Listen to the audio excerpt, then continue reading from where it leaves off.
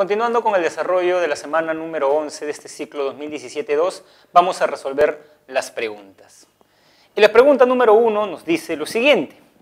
La lógica se encarga de determinar qué características deben tener las para ser considerados o consideradas. A ver, jóvenes, recordemos que la lógica es una ciencia formal.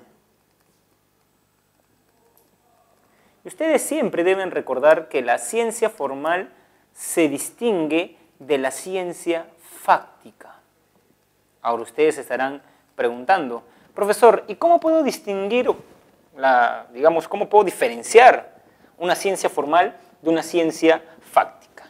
Se dice que el objeto de estudio de la ciencia formal es un objeto abstracto.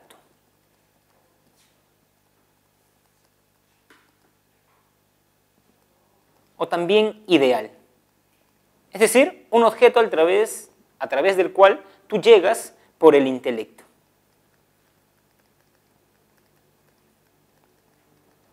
Por ejemplo, la matemática es una ciencia formal. La matemática. Vamos a poner el ejemplo nada más de la matemática.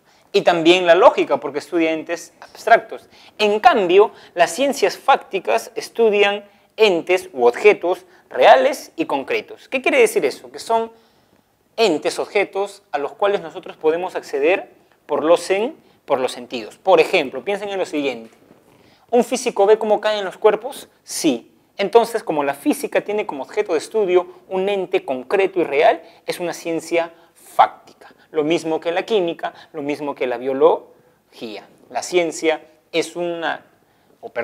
lógica es una ciencia formal porque estudia entes abstractos como las inferencias. Entonces, lo primero es que es una ciencia formal. Lo segundo es que estudia la inferencia. ¿Qué es la inferencia, profesor? La inferencia es una estructura de proposiciones compuestas de premisa y una conclusión. Y vamos a poner el clásico ejemplo que da Aristóteles, el fundador de la lógica clásica. Él dice, ejemplo de inferencia, todos los hombres son mortales. Esta es una premisa 1. Premisa 2, Sócrates es un hombre. ¿Cuál es la conclusión? A ver, la conclusión, vamos a poner acá, la conclusión es Sócrates es mortal. Bueno, como vamos a ver más adelante, lo que se está haciendo es eliminar el término medio, hombre, hombre. Sócrates es mortal.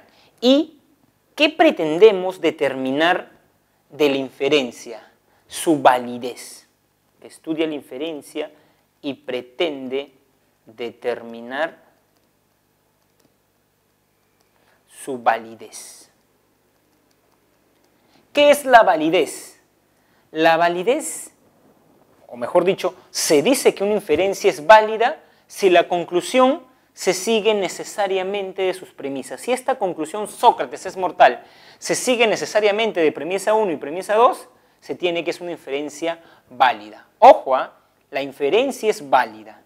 No se dice una inferencia es verdadera o falsa, no. Es válida o inválida. ¿Y qué es la validez? Que se siga necesariamente de las premisas. Por ende, la pregunta 1 que nos dice lo siguiente, la lógica se encarga de determinar qué características deben tener las inferencias para ser consideradas válidas. Entonces, la clave es la D. La pregunta número 2 dice, señale el motivo fundamental por el cual la concepción lógica de Frege tuvo un papel trascendental en la historia de la lógica. A ver, recordemos que hay una lógica clásica que el fundador es Aristóteles. O sea, si les preguntan en un examen de admisión quién es el padre de la lógica clásica, la lógica antigua, Aristóteles, ¿no? El fundador, vamos a ponerlo acá. Fundador. Aristóteles. ¿Por qué es el fundador? Porque él estudia el silogismo categórico.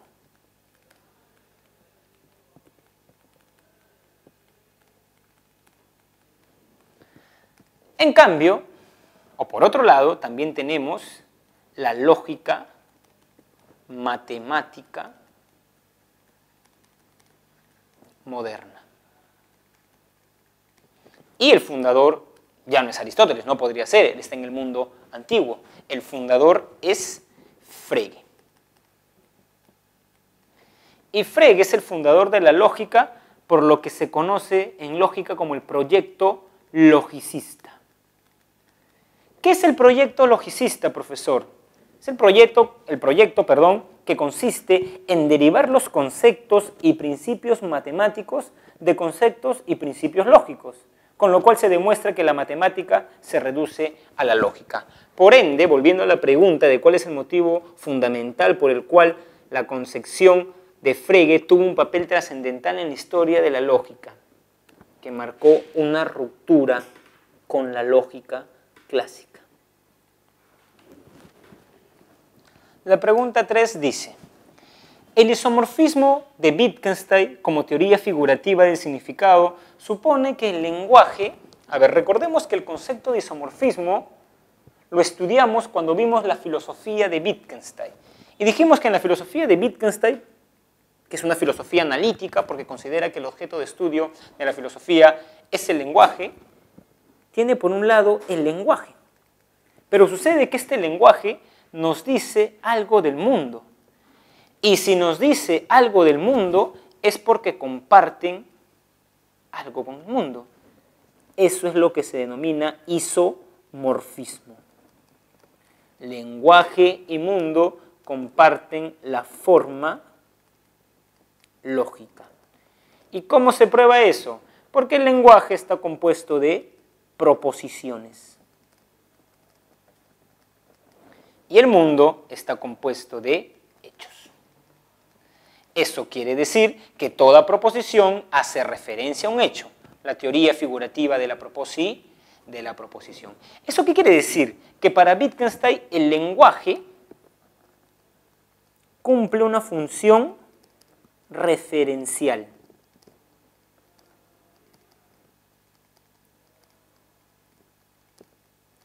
Eso quiere decir que el lenguaje hace referencia al mundo. Cuando yo digo pizarra, hago referencia a un objeto del mundo. Cuando yo digo ventana, hago referencia a un objeto del mundo. Cuando digo perro, hago referencia a un objeto del mundo. Eso a su vez quiere decir que yo no puedo enunciar en el lenguaje, o no puedo hacer referencia a algo que no esté en el mundo. Por ejemplo, cuando yo digo alma, ¿a qué hecho del mundo hago referencia? A ninguno.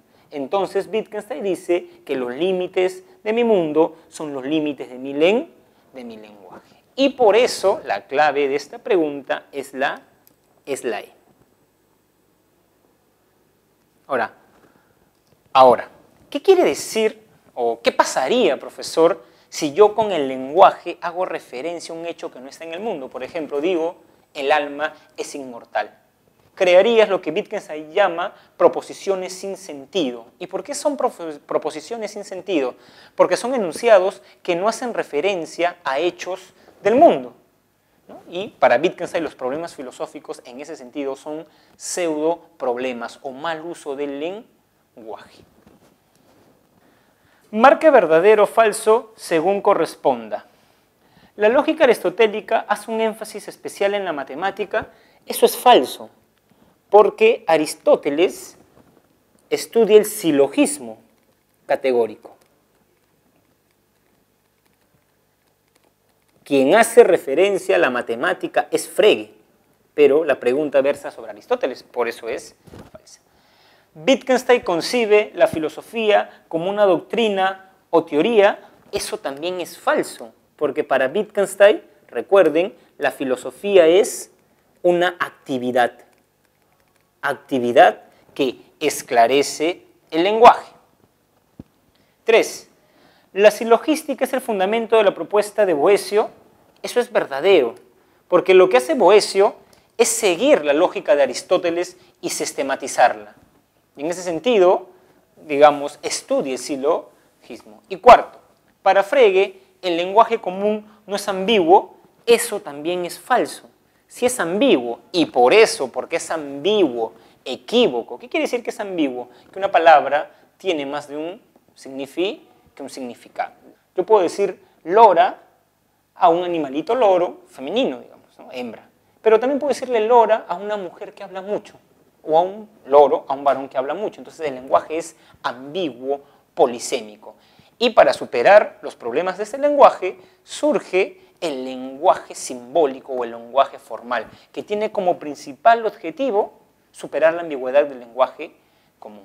Entonces, como tenemos falso, falso, verdadero, falso, la clave correcta es la alternativa B.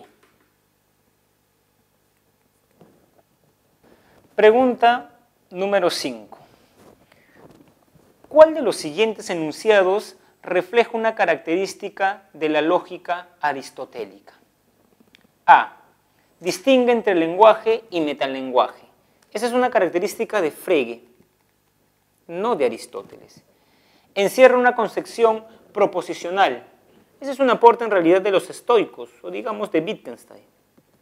Desarrolla una perspectiva marcadamente simbólica. Eso también es Frege.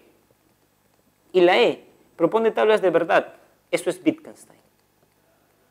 O sea, ¿qué les estoy diciendo con esto? Les estoy diciendo que cada lógico tiene un aporte a la historia de la lógica. Pero nos están preguntando el aporte de Aristóteles. Entonces, en ese sentido, el aporte de Aristóteles es representar un instrumento para otras disciplinas. ¿Por qué? Porque recuerden, como vimos en la clase, que Aristóteles definió a la lógica como un instrumento que estudia los razonamientos correctos. Y en ese sentido la concibe como un instrumento al servicio de las demás ciencias.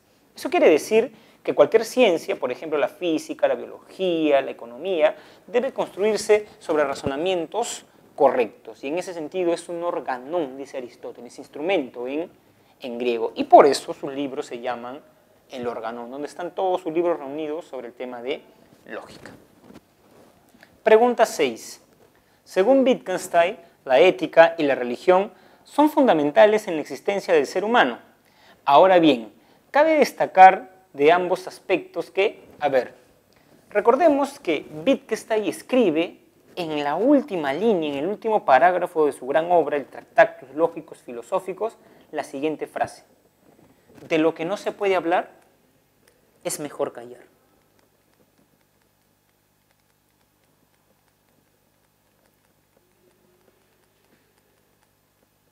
Esta frase quiere decir que los temas, que son además grandes temas de la vida, como el sentido de la vida, la inmortalidad del alma, son temas fundamentales, pero de los cuales no se puede hablar nada, dado que no constituyen hechos del mundo. Recuerden, el lenguaje debe hacer referencia a hechos, pero no hay hechos sobre el sentido de la vida, sobre la inmortalidad del alma. Eso quiere decir que tenemos, por un lado, los hechos del mundo. Y estos hechos del mundo se pueden expresar, o sea, son expresables, mejor dicho. Pero, por otro lado, tenemos lo místico.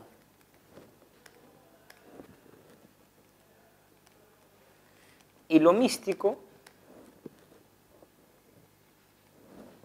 es aquello de lo cual no se puede hablar, o sea, lo inexpresable. Eso quiere decir, a su vez, que no se puede construir teorías o doctrinas sobre lo místico, pues éstas no se corresponderán con los datos o hechos del mundo. Eso quiere decir que la alternativa de la pregunta número 6 es la letra A. Pregunta número 7. A diferencia de la lógica aristotélica, la lógica de Frege se puede caracterizar como fundamentalmente, recordamos, es el mismo cuadro que hicimos hace un momento. Nosotros vimos lógica antigua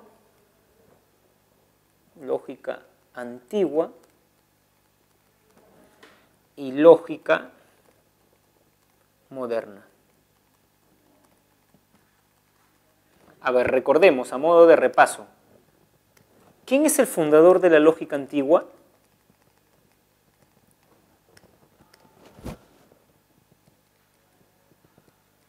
Aristóteles.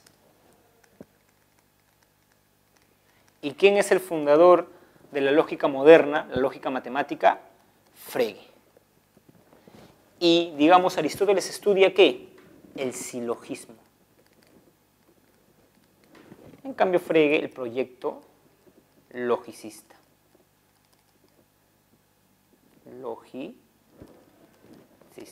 Eso quiere decir que, a diferencia de la lógica aristotélica, la lógica de Frege se puede caracterizar como fundamentalmente matemática.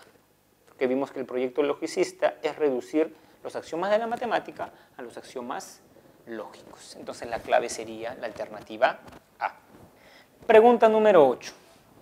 El aporte más importante de Boecio para el desarrollo de la lógica consistió en, a ver, pongamos acá Aristóteles primero, porque Aristóteles estudió el silogismo, que es otra manera de decir inferencias. Vamos a ponerlo mejor con color verde. Inferencias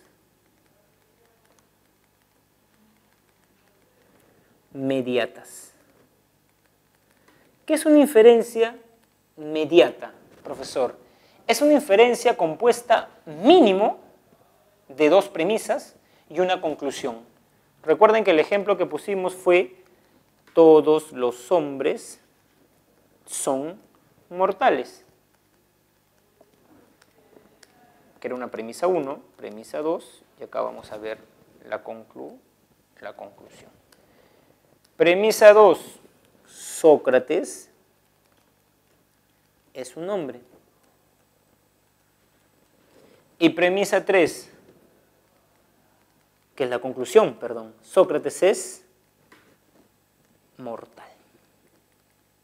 Esta es una inferencia mediata. Dos premisas, una conclusión. ¿Podría tener tres premisas? Sí, pero como mínimo dos. En cambio, Boecio, que está en la Edad Media,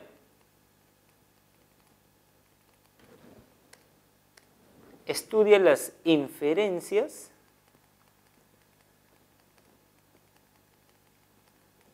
inmediatas. ¿Qué es una inferencia inmediata? Es una inferencia que tiene una premisa y una conclusión. Por ejemplo, todos los hombres son mortales. Si yo digo como premisa 1 que todos los hombres son mortales, de esta premisa se podría sacar la siguiente conclusión: algunos hombres son mortales. Y esta conclusión es válida. En cambio, si yo digo todos los hombres son mortales y digo como conclusión ningún hombre es mortal, esta es inválida, ¿no? Y precisamente sobre las inferencias inmediatas, Boecio crea su famoso cuadro, denominado el cuadro de oposición, donde pone, ¿no?, la letra A. ¿Recuerdan qué significaba la letra A? Universal afirmativo. Todos los hombres son mortales. Luego está la letra E. La letra E es un universal negativo. Ningún hombre es mortal. Luego abajo está la letra I, que es un particular afirmativo. Algún hombre es mortal. Y luego está la letra O, que es un particular negativo. Algún hombre no es mortal. Y dice que la relación que hay entre A y E es una relación entre contrarias.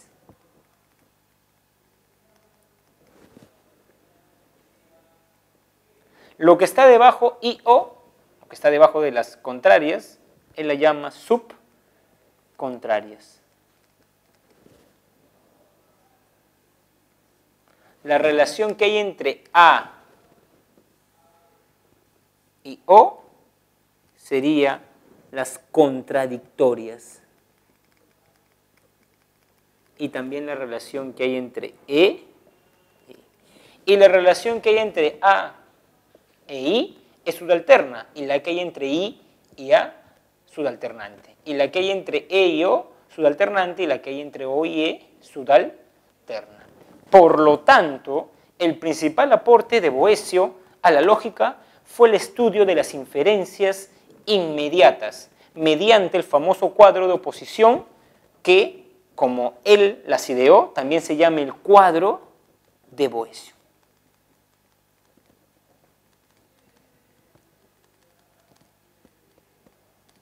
Entonces, la alternativa correcta sería la letra B. La lectura complementaria que tenemos, jóvenes, es de autoría de Ludwig Wittgenstein en su famoso libro El Tractatus Logicus Philosophicus. Dice lo siguiente: lo inexpresable ciertamente existe, se muestra en lo místico. Se está hablando de lo inexpresable, lo que no se puede expresar, existe y está en lo místico. El método correcto de la filosofía sería propiamente esto: no decir nada más que lo que se puede decir, o sea, proposiciones de la ciencia natural, o sea, algo que nada tiene que ver con la filosofía. Y entonces, cuantas veces alguien quisiera decir algo metafísico, probarle que en sus proposiciones no había dado significado a ciertos signos. ¿Esto qué quiere decir? A ver, subrayemos primero esta frase. No decir nada más de lo que se pueda decir. Que para Wittgenstein el lenguaje cumple una función referencial. O sea, el lenguaje hace referencia a la realidad. En cambio, cuando tú dices alma, que es un ente metafísico, no estás haciendo referencia a nada del mundo, por eso debes quedarte callado, dice Wittgenstein. Y miren, lo que viene a continuación es sumamente interesante. Este método le resultaría insatisfactorio. No tendría el sentimiento de que le enseñamos filosofía, pero sería el únicamente correcto. Correcto. Mis proposiciones se esclarecen porque quien me entiende las reconoce al final como absurdas, cuando a través de ellas, sobre ellas, ha salido fuera de ellas. Tiene, por así decirlo, que arrojar la escalera después de haber subido por ella. Tiene que superar estas proposiciones, entonces ve correctamente el mundo. Y acá está la frase que les recordé hace un momento: de lo que no se puede hablar es mejor callar. Entonces, en este texto, Wittgenstein está haciendo una diferencia entre lo expresable y lo inexpresable. Es decir, con lo que se puede decir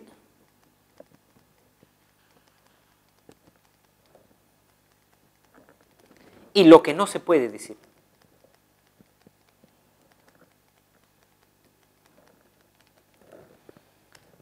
Esto, recordemos, son los hechos del mundo.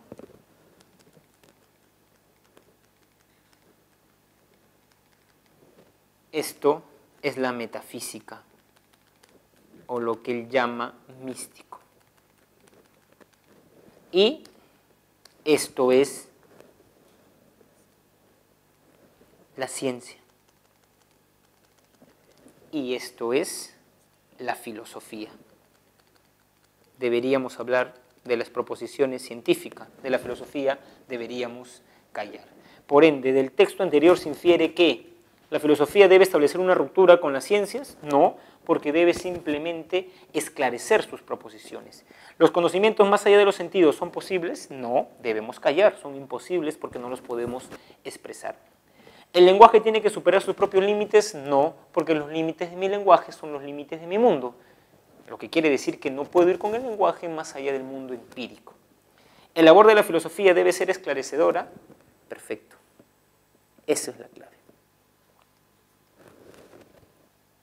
Muy bien, jóvenes, entonces hemos hecho un recuento bastante general de la historia de la lógica. Hemos ido al padre de la lógica, el fundador, Aristóteles, siglo III a.C. Luego hemos visto a Boecio, siglo IV después de Cristo. Hemos visto a Frege, siglo XIX, Alemania, y hemos terminado con Wittgenstein. Espero que esta clase haya esclarecido sus dudas o, digamos, los tópicos, los temas que se sugirieron en el boletín.